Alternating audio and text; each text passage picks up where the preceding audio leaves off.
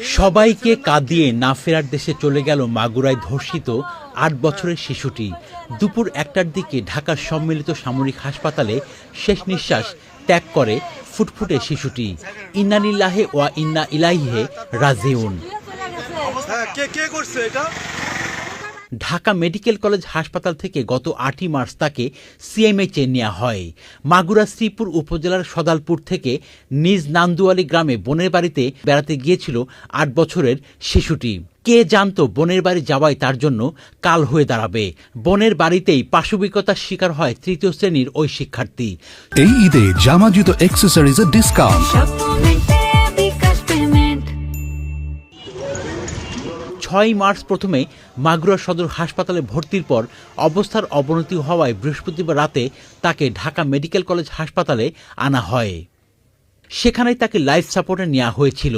৪ হাসপাতালে